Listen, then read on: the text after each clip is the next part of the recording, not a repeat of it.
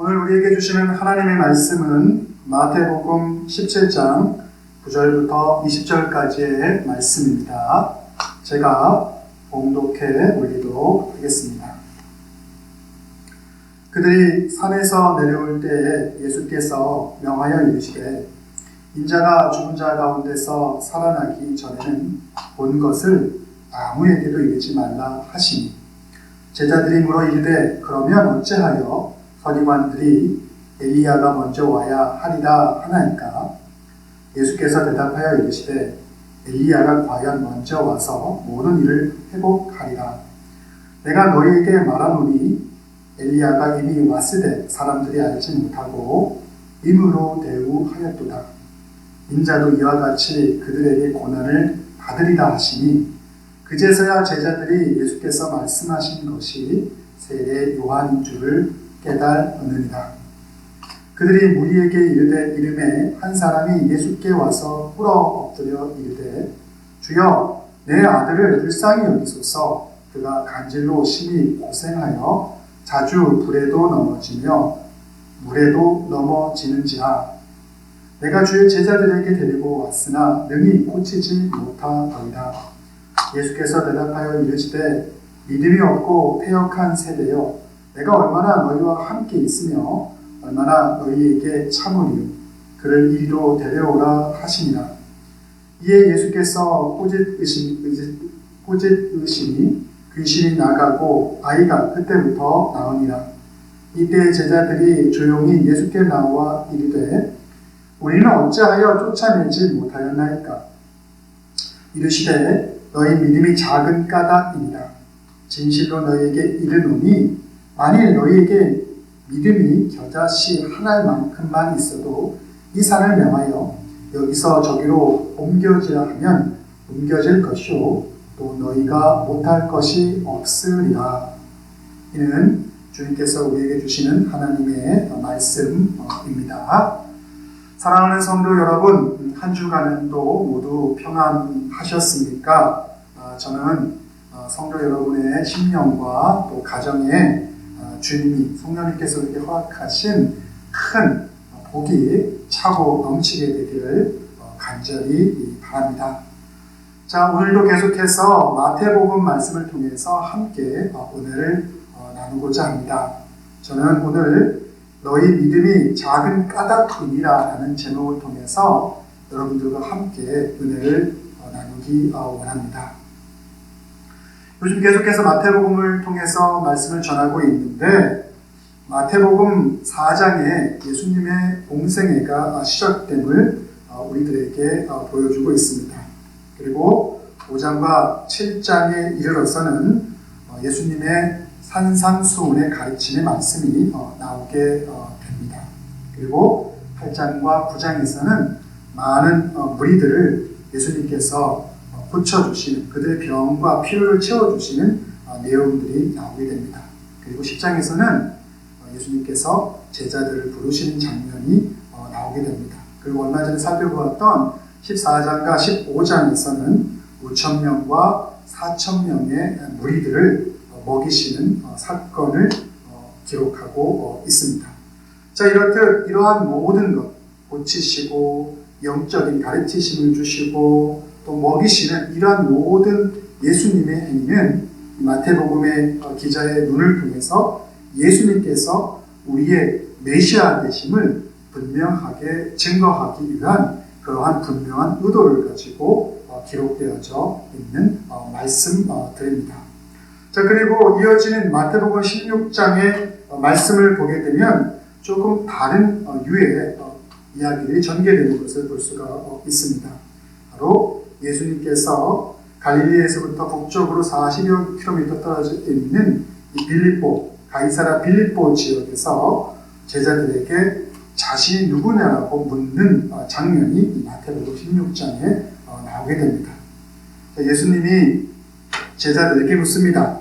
사람들은 나를 누구라 하느냐라고 묻습니다. 제자들이 이렇게 답합니다. 세례 요한, 엘리야, 예레미야 혹은 선지자 중 한 명이라고 생각합니다. 본다고 말합니다. 그러다 예수님이 다시금 이렇게 묻습니다.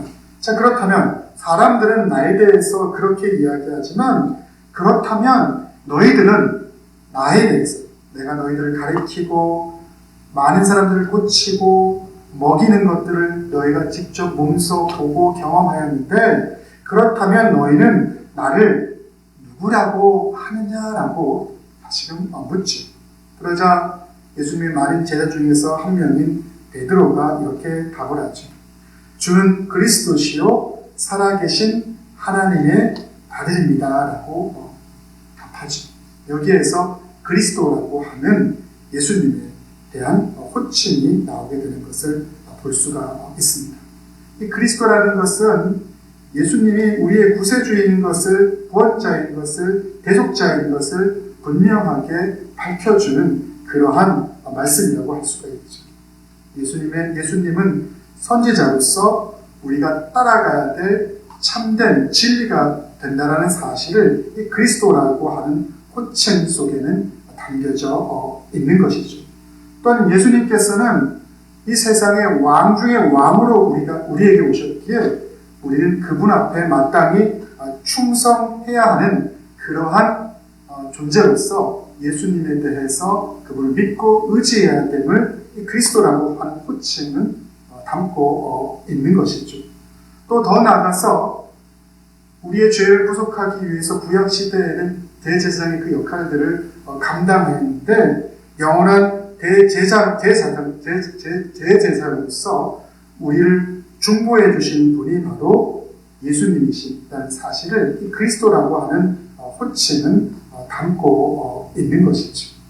그래서 예수님은 이 베드로의 이러한 예수님에 대한 고백에 대해서 그것이 자기 베드로 스스로의 생각이 아닌 성령님을 통해서 성령님이 가르쳐 주시는 그 지혜를 통해서 드러날 수밖에 없었던 은혜가 되는 것임을 말하죠. 그것을 예수님께서는 참 베드로야 너가 그 고백이 복이 있는 고백을 너가 한다라고 말씀하시죠. 그러면서 그러한 고백을 한 베드로를 향해서 놀라운 축복을 말씀하시죠. 세 가지를 약속하게 되는 것을 볼 수가 있습니다. 뭐냐면 바로 베드로의 고백 이외에, 그래서 베드로를 반석이라고 칭하시면서 그 이외에 이 세상에 교회를 세울 것이다 라고 말씀하시죠. 이 교회라는 용어가 최초로 마태복음에서 등장하게 되는 것이 이 마태복음 16장이라고 할 수가 있지. 그리고 그렇게 세워진 교회는 음부의 권세가 그것을 이기지 못할 정도로 놀라운 하나님의 권능이 드러나게 될 것을 말씀하면서 바로 그 역할을 감당할 수 있는 축복을 베드로에게 주시죠.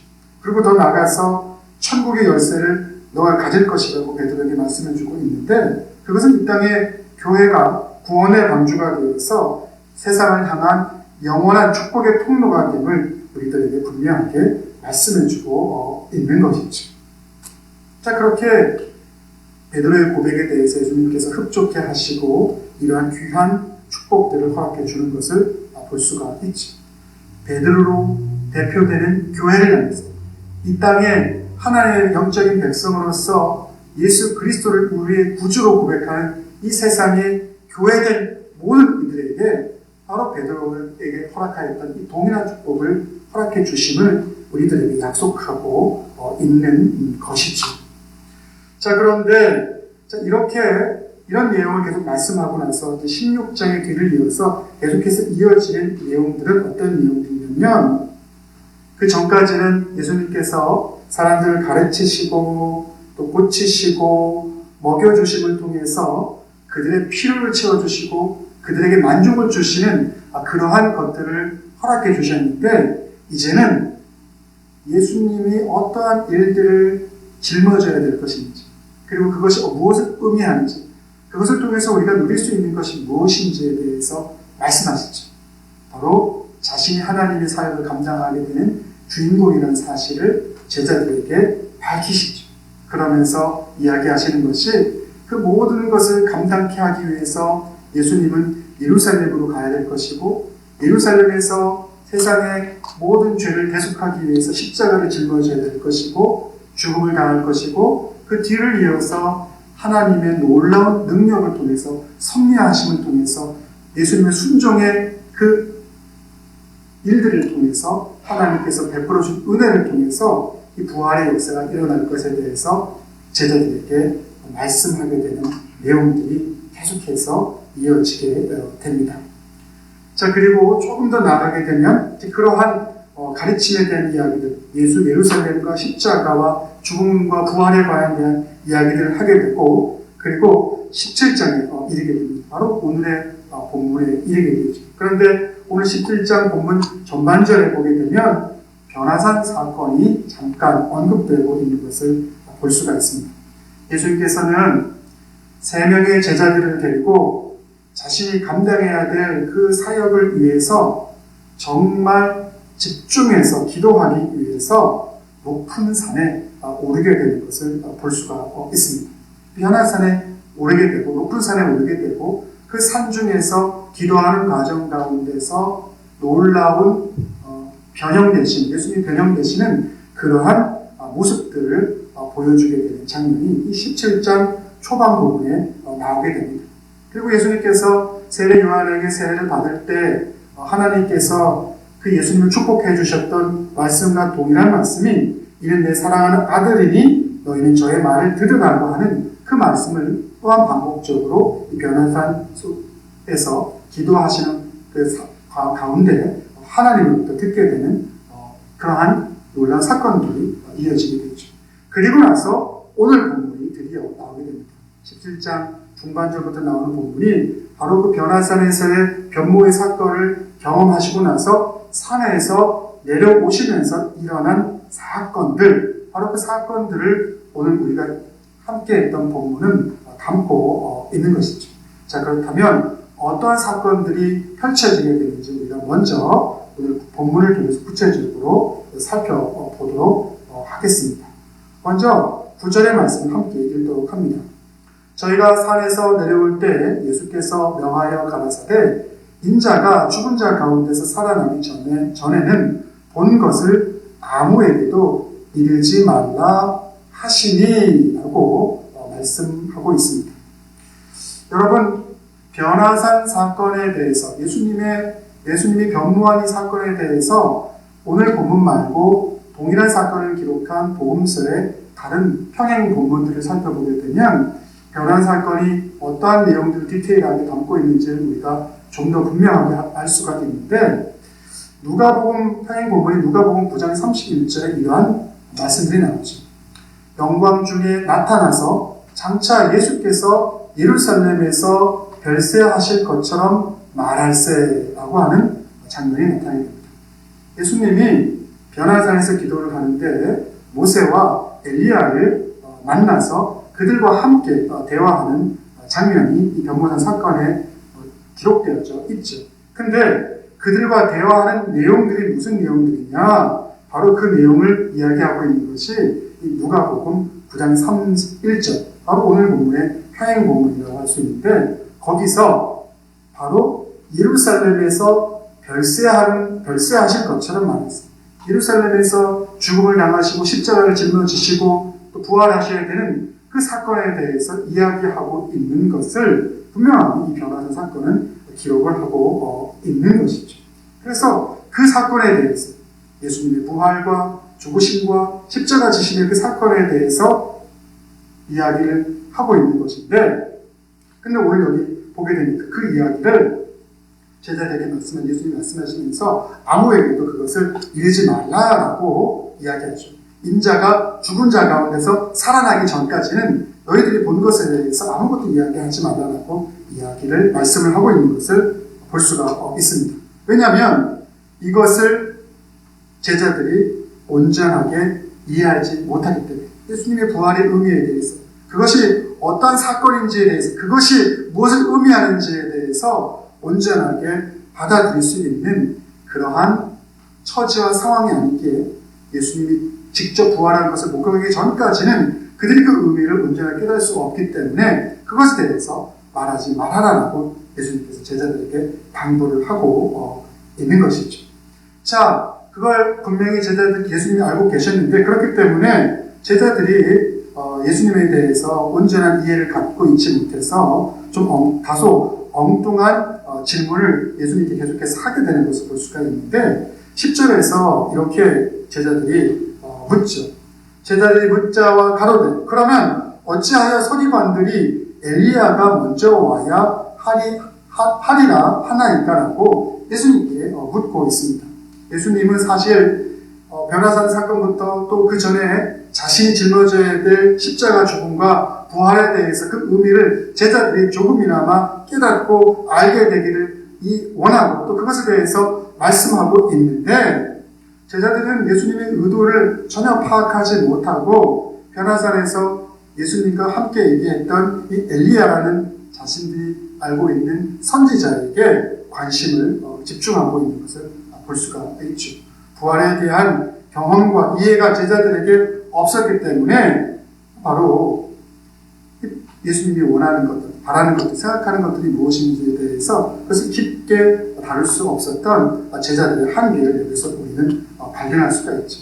자, 그러자 이러한 제자들의 질문을 듣고 예수님께서 그 질문과 또 예수님 말씀하신 것에 대한 그 말씀의 의미에 대한 제자들의 해석이 잘못되었다, 틀렸다라고 말씀하시면서 뭐라고 얘기하시냐면 바로 엘리야는 세례 요한으로서 이 땅에 왔고 또 세례 요한이 이 땅 가운데 왔기에 메시아도 이 땅 가운데 왔다라고 제자들이 답을 하게 되죠. 그것이 12절에 나오죠. 내가 너에게 말하노니 엘리야가 이미 왔으되 사람들이 알지 못하고 입으로 대우하였도다. 인자도 이와 같이 그들에게 고난을 받으리라 하시니라고 말씀하시죠. 사람들이 그들의 눈이 어두워서 그들의 마음이 닫혀 있어서 예수님을 제대로 바라볼 수가 없죠.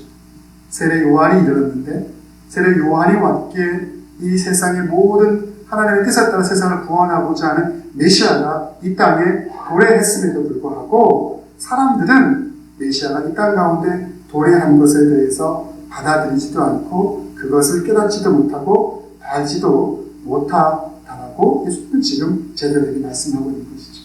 우리의 삶 속에서도 예수님에 대해서 생각할 때, 믿음에 대해서 생각할 때 편견과 또 우리의 교만과 믿음 없음에 대한 두려움 때문에 우리도 눈이 멀어서 예수님의 우리의 구주 되심을 온전하게 인정하지 못하고 따르지 못할 때가 많이 있는데 과거에 예수님이 초창기 공생의 과정 가운데서 자신의 부활과 십자가 죽음에 대해서 이야기할 때도 마찬가지로 사람들이 그것에 대해서 자신의 편견과 교만과 두려움 때문에 온전하게 깨닫지 못했던 동일한 사건들이 벌어지고 있음을 우리는 오늘 본문을 통해서도 확인할 수가 있는 것이죠. 그래서 우리는 신앙 안에서 믿음이 자라고 성장하기 위해서는 항상 우리 가운데 편견을 가지고 있는 것은 아닌지, 믿음보다는 나의 어떤 지적인 교만함을 통해서 하나님이 우리에게 주시고자 하시는 것들을 재단하려고 하는 것은 아닌지, 이 부분들, 그리고 나의 믿음 없음과 나의 죄책 때문에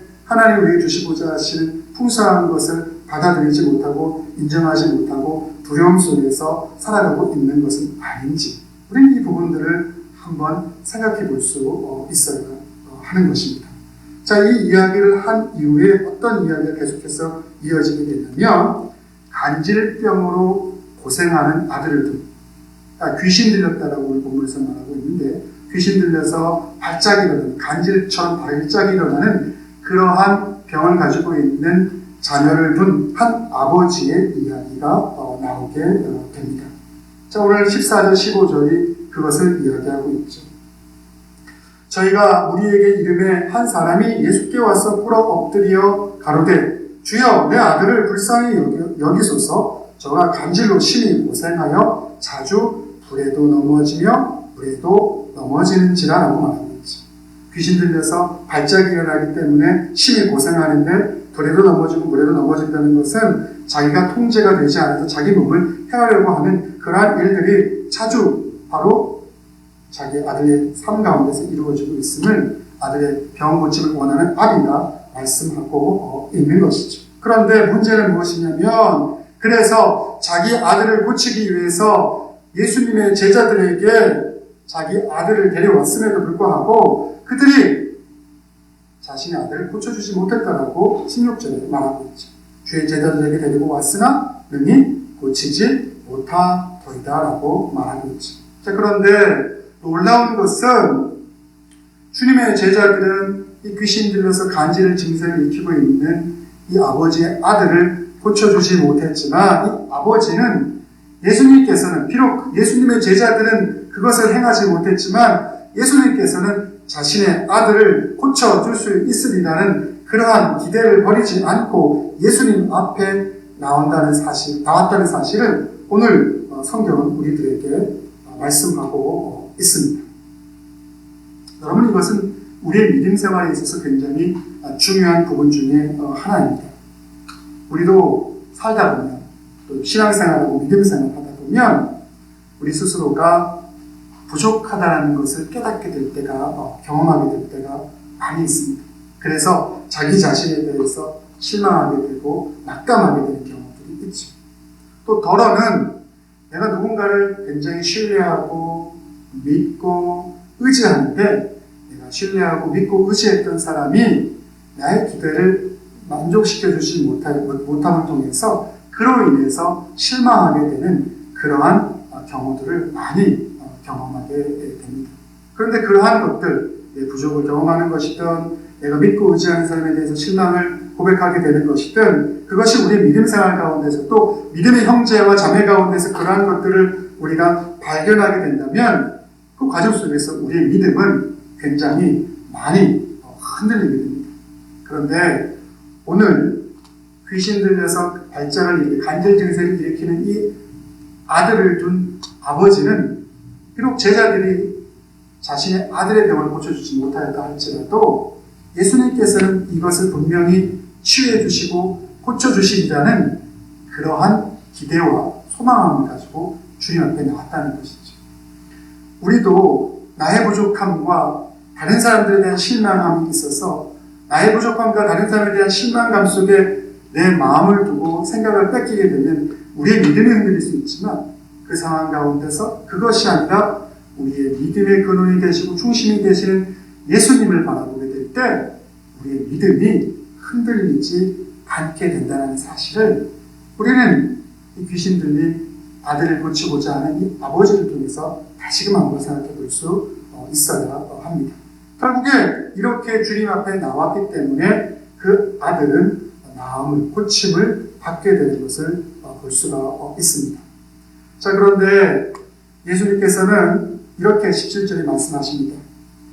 예수님께서 대답하여 가라사대 믿음이 없고 패역한 세대여 내가 얼마나 너희와 함께 있으며 얼마나 너희를 참으리요 그를 이리로 데려오라 하시니라 라고 말씀하고 있는 것을 볼 수가 있습니다.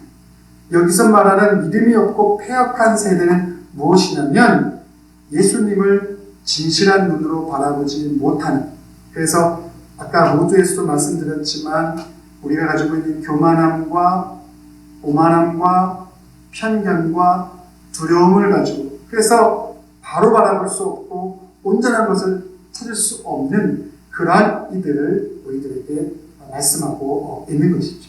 자, 그러한 가운데서는 하나님의 능력과 믿음의 역사가 온전하게 드러날 수 없고 오직 우리의 구주 되신 예수님을 순전하게 바라볼 때 그 안에서 우리의 삶 가운데 놀라운 은혜와 능력이 일어나게 됨을 재차 예수님이 17절을 통해서도 우리들에게 다시금 확인시켜주고 있는 것이죠.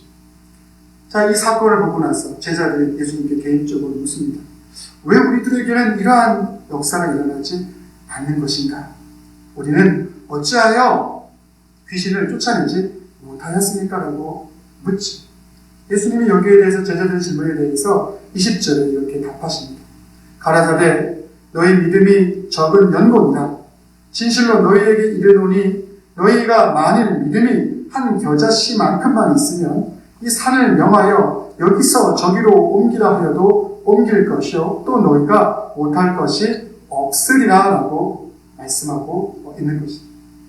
여러분, 여기서 예수님께서는 우리들에게 믿음의 새로운 영역을 하나 소개하고 있는 것을 볼 수가 있습니다.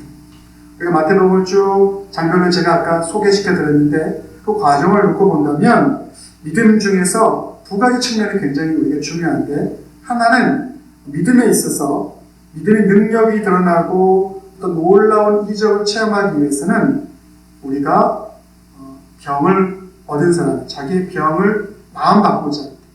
그것이 영적인 것이, 육적인 것이, 그 어떠한 치유를 받고자 할 때 그 치유를 받기를 원하는 자의 믿음이 중요하죠. 내가 이런 병이 있지만 이 병을 주님 앞에 가지고 가게 된다면 주님께서는 이것을 우리의 믿음을 보시고 우리가 주님을 찾는 것을 보시고 이것을 고쳐주실 수 있을 것이야 라고 생각하는 그러한 마음, 그런 믿음이 중요하죠. 근데 믿음의 또 다른 영역 중에 하나는 무엇이냐면 이제는 이 믿음을 고침받으려고 하는 사람의 믿음의 차원이 아닌 이제 믿음을 통해서 어려움을 당하고 있는 사람들을 고치려고 하는 자의 그 마음이 강조되는 것을 우리는 생각해 볼 수 있어야 됩니다. 다시 말해서 믿음이라는 것은 우리가 구하고 그 구함을 통해서 받는 것도 중요하지만 조금 더 성숙한 단계로 나아가서 우리가 충만함을 가지고 그것을 축복해주고 나누어줄 수 있는 그러한 모습으로 나아가야 됨을 말씀하고 있는 것이죠. 다시 말해서 축복의 통로가 되고 능력의 통로가 되어야 되는 것이 하나님의 영적인 교회라면 하나님의 영적인 교회가 가져야 될 믿음의 그릇에 대해서 우리들에게 말씀해주고 있는 것이죠. 예수님께서 가이사랴 빌립보에서 제자들에게 너희는 나는 누구라고 물어봤을 때 베드로가 주는 그리스도 살아계신 하나님의 아들이라고 말씀하였고 그것이 내가 참 복되다라고 얘기하면서 주님께서 베드로에 대해서 세 가지의 큰 약속을 하셨지 않습니까? 바로 그 약속은 베드로를 향한 약속이기도 하지만 베드로로 상징되는 이 땅의 교회를 향한 약속이죠. 다시 말해서 믿음을 통해서 세상을 축복하고 하나님의 능력을 드러내야 될 이 영적인 교회를 향한 하나님께서 우리에게 요청하시는 그러한 부분이죠. 그래서 반석 위에 설 수 있는 그러한 든든한 믿음이 있어야 되는 것이고 그러한 반석 위에 예수님이라는 그러한 반석 위에 세워진 그런 믿음을 통해서 음부의 권세를 이길 수 있는, 세상을 이길 수 있는 놀라운 능력이 드러나게 되는 것이고 천국의 열쇠를 쥐고 있다는 것은 바로 그 교회가 그렇기 때문에 구원의 통로가 되는 것이고 축복의 통로가 될 수 있다는 사실을 우리들에게 말씀하고 있는 거예요. 바로 그것이 교회가 세상 가운데 믿음의 교회가 충만한 믿음의 교회가 감당해야 될 부분인 것을 말씀하고 있는 것이죠. 그러한 충만한 교회의 역할들을 감당할 수 있는 저와 여러분 모두가 되기를 간절히 바랍니다. 그런데 그래야 되는 교회가 위축되어 있어서 약해져 버렸어요. 그것을 감당하지 못하고 있어요. 그래서 제자들에게도 그런 놀라운 능력이 드러나지 못했죠. 자, 그렇다면 왜 충만해야 될 교회가, 충만해야 될 믿음이 그러한 능력을 드러내지 못하는 것일까? 바로 우리의 시선이 주님을 바라보고 주님께 집중해야 되는데 다른 것들을 바라봄을 통해서 우리의 믿음을 스스로 위축시켜버리기 때문이죠. 근데 그 많은 다른 격가지들이 무엇이냐? 바로 그것은 첫째는 오늘 본문을 통해서 우리가 살펴보자고 한다면 주위 사람들, 주변 사람들의 반응이지. 주님께서 왜 우리들을 보고 패역한 세대라고 말씀하셨습니까? 왜 패역한 세대라고 말씀하셨을까요? 우리들이 주님을 깨닫지 못하고 바라보지 못하고 세상에서 우리 삶 속에서 이루어지는 일들을 보면서 그것에 대해서 회의적으로 부정적으로 말하고 있기 때문이죠. 오늘 본문에서 드러나 있지는 않지만 다른 병행 본문을 살펴보게 된다면 거기에는 많은 패역한 일들이 드러나게 되는 것을 확인할 수가 있는데 서기관들도 나오고 유대인들도 나오고 그들의 대화를 통해서 그들이 바라보고자 하는 것, 그들이 고백하고자 하는 것 가운데 순전함과 주님을 향한 그러한 마음이 있는 것이 아니라 자기 생각의 옳음과 자기 뜻의 옳음을 드러나기 위한 그러한 교만함과 그러한 편견이 가득 차 있다는 사실이 드러나게 되죠. 바로 그러한 일들이 일어나기 때문에 그러한 일들이 우리의 믿음에 영향을 주기 때문에 또 그러한 일들을 하는 이들이 세상적인 어떤 영향력을 가지고 있는 사람들이라면, 또한 그들이 지식을 많이 가지고 있는 사람들이라면 그들 때문에 주님을 바라보지 못하고 그러한 격가지 것들을 바라보게 될 때 우리의 믿음은 흔들릴 수밖에 없는 것이죠. 또 출현사를 바른 뿐만 아니라 우리의 믿음을 흔들리게 하는 또 다른 이유는 무엇이냐면, 이 문제가 우리 앞에 닥쳐 있는 문제의 크기가 클 때 우리는 믿음에 있어서 위축되게 되는 그러한 일들을 많이 당하게 되죠. 오늘 보니 간질병이 나오지 않습니까? 그런데 간질병이 하루 이틀의 문제가 아니라 정말 오랜 시간 동안 너무나 치유받고 싶고 고침을 받고 싶지만 그것이 치유되지 않고 고쳐지지 않고 많은 시간 동안 좌절을 안겨주었더라면 그 아버지와 또 간질병을, 귀신 들려서 간질병을 가지고 있는 그 아들조차도 그 문제의 크기 때문에 자신의 어떤 믿음이 충분히 위축되어질 수 있는 것이죠. 과연 이걸 예수님이 고칠 수 있을까? 이게 과연 치유받을 수 있을까? 이 문제가 해결될 수 있을까? 라고 위축되어 버리고 말이죠. 하지만 우리는 그럼에도 불구하고 주님께서 그 모든 것을 온전하게 행하실 수 있음을 가지고 문제의 크기가 크든 작든 그것에 상관되는 것이 아니라 오직 주님만을 바라볼 수 있게 되기를 간절히 바랍니다. 자, 그리고 또 하나 우리의 믿음이 흔들릴 수밖에 없는 이유, 위축될 수밖에 없는 이유는 무엇이냐면, 우리는 흔히들 내 생각에 동의하고 나를 지지해주는 사람들이 많을 때 우리는 힘을 얻죠. 반면에 나를 지지해주거나 또 나를 응원해주는 사람이 그 수가 적을 때 우리는 그것 때문에 영향을 받게 되죠. 그런데 우리의 믿음의 영역에서 예수님을 바라보는 데 있어서는 이것조차도 우리에게 영향을 주어서는 안 된다는 것이죠. 근데 이것들, 방금 전에 고백했던 이 세 가지 모든 것들이 일반적으로 우리의 삶 속에서 우리의 믿음을 계속해서 쪼그라들게 만드는 그러한 역할들을 하고 있는 것을 볼 수가 있습니다. 그런데 이러한 일반적인 우리의 생각들을 향해서 예수님께서는 전혀 다른 말씀을 하시죠.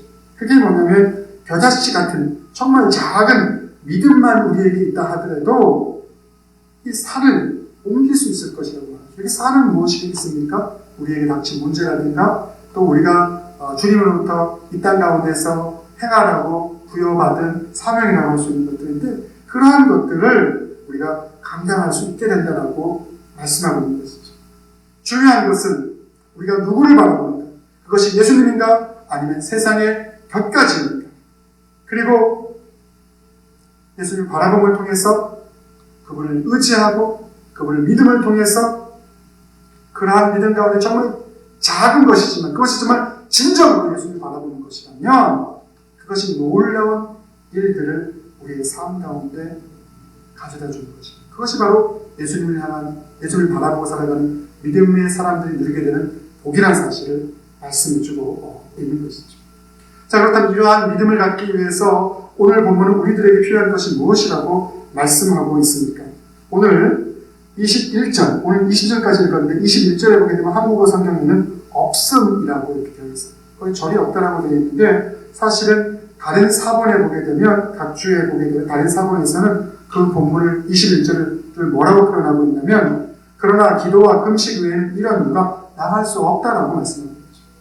예수님이 마태복음 17장에 변화산에 올라가는 것, 십자가를 짊어지고 예루살렘에 가셔야 되고 자기 삶을 감당하기 위해서 기도로서 준비하셨던 것을 말씀하고 있는데 오늘 17장의 마지막 절에서도 기도에 대한 이야기가 나오죠.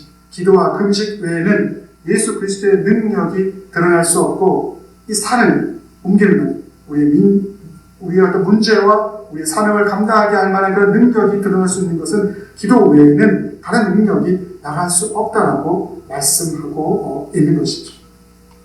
그래서 우리에게 믿음이 필요하죠. 마가복음 9장 24절은 이렇게 말하고 있어요. 곧 그 아이의 아비가 소리질러 가로되 내가 믿나이다 나의 믿음 없는 것을 도와주소서 하더라. 이 마가복음 9장 24절은 오늘 우리가 읽었던 이 마태복음 11장에 나오는 귀신 들린 아들의 아버지의 이야기, 또 다른 이야기인데 거기에 보면 아이의 아비가 소리질러 예수님께 말하는데 나의 믿음 없는 것을 도와주소서 하더라 하고 말하고 있죠. 그런데 그 앞에 본문들을 살펴보게 되면 무슨 말씀을 하게 되냐면 이 귀신 들린 아들의 아비가 예수님께 나와서 이렇게 질문하죠. 할 수만 있다면 주님 우리 아들을 좀 고쳐주세요 라고 이야기하죠. 그래서 주님이 그 이야기를 듣고 이렇게 해서 말씀하시죠. 아니 할 수 있거든이 뭐냐? 믿는 자에게 능하지 못할 일이 없느니라 라고 말씀하시죠. 그래서 그 이야기를 듣고 반응한 것이 바로 방금 전에 읽어드렸던 마가복음 9장 24절의 이야기였죠. 그 아이의 아비가 소리지며 가로되 내가 믿나이다. 믿음 없는 것을 도와주소서 하더라 라고 말씀합니다. 여러분 우리에게는 믿음이 필요합니다. 우리에게 믿음을 가져다 줄 수 있는 것은 기도의 힘이고 능인 것을 오늘 보면 우리들에게 말씀하고 있습니다. 믿고 구해야 됩니다. 성경도 우리에게 분명히 말씀하고 있지 않습니까? 믿음이 없이는 우리 주님을 기쁘게 할 수 없다라고 분명하게 말씀하고 있습니다. 우리의 신앙생활 가운데, 우리의 믿음생활 가운데 믿음이 없다면 우리는 뒤로 한 발짝 물러나서 우리의 사명을 감당하지 못하게 될 것입니다. 그래서 우리에게는 믿음이 필요하죠. 그 믿음을 위해서 우리에게는 기도의 능력이 필요합니다. 믿음이 부활하신 이후에 제자들을 만나서 그들에게 영적인 지혜를 주시고 승천하시고 나서 말씀하셨죠. 보혜사 성령이 올 때까지 기다려요. 제자들이 그 성령을 기다리지 않습니까? 그런데 그냥 기다리지 않습니다. 합심하여서 기도함으로 성령의 임하심을 간절하게 그들이 바라고 기도함을 성경은 우리들에게 분명하게 말씀해주고 있습니다. 그래서 그 기도를 통해서 성령의 충만한 은혜를 그들이 풍성하게 받게 되죠.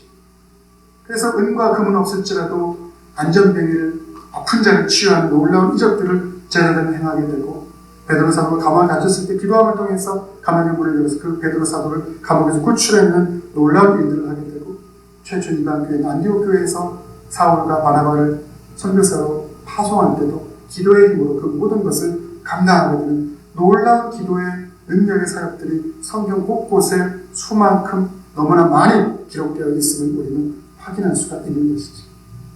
그렇게 될 때 기도를 통해서 우리의 믿음이 조금이나마 자라고 그것이 겨자씨만한 믿음이라도 순전하게 주님만을 바라보고자 하는 온전한 믿음이 될 때 우리는 이 세상의 모든 것을 감당할 수 있는 놀라운 사명자가 되는 성경이 말씀하고 있는 것이죠.